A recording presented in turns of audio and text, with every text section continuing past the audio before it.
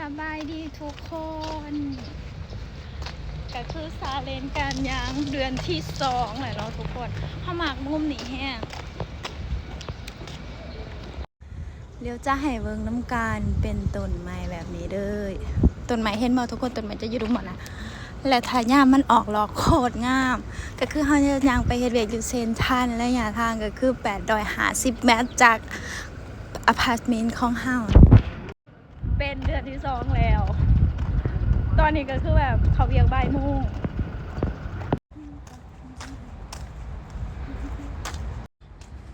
ทุกคนเห็นบอรถไฟเขากรุงเทพตอนนี้เมนเฮายางหอนับปากซอยเนาะทุกคนเห็นบอสะพานอยู่ค่ะเขาจะขามสะพานเนาะแต่ว่าเข้าตรงเบิงมามีรถมีรถมาเนาะทุกคน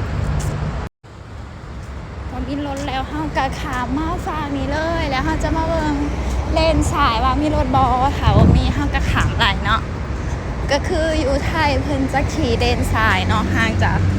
ต่างจากบ้านเฮาเพราะว่าบ้านเฮาขี่เลนขวาแล้วจะมาขึ้นสะพานวันนี้เมื่อสุดนี่มันยางขึ้นบันไดเนาะทุกคนขึ้นบันไดมาแล้วรถบ้านเพิ่นก็คือถ้ายางตรงไปมันจะยางไปเส้นทางเนาะแต่ว่าถ้ายางไปมันไปขึ้นรถไฟฟ้า MRT เห็นโมอยู่เทิงนี่จะแมนถนนเดินวนจะแมนหนทางของ MRT เนาะหอทางแล้วหอทางแล้ว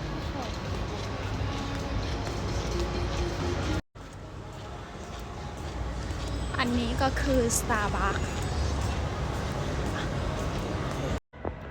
โดยรวมแล้วเขาใส่เวลาอยู่ประมาณ15 นาทีเนาะเพราะว่าเขาออกมา12 โมงครึ่งและตอนนี้เป็น12 โมง 45ก็คือเขายางเขาบ่ได้หยุดเนาะแต่ว่าเขาหยุดกรอกน้ำ1 บาทแต่ว่าปกติแล้วน้ำกว่านี้เขาจะขายอยู่10 บาทค่ะเขากรอกอยู่บนเขากรอกน้ำนะกัน1 บาทเท่านั้นเนาะทุกคนแต่ว่าเขาต้องยางไปหาอีกหานะคะน่าจะอยู่สันโดมเนาะปกติขี่ดิบอยู่หันลงกะไรแต่ว่าขี่บันไดเดือนลงกะไรเนาะตอนนี้แบบว่า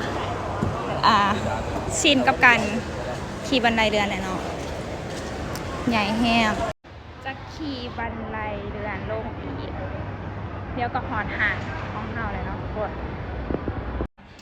โดยรวมแล้วก็ใส่เวลาอยู่ประมาณ20 นาทีค่ะเขายางแบบซิวๆถ้าให้ยางไว้ก็คือมันนี้เขามาหอดไว้นะคะ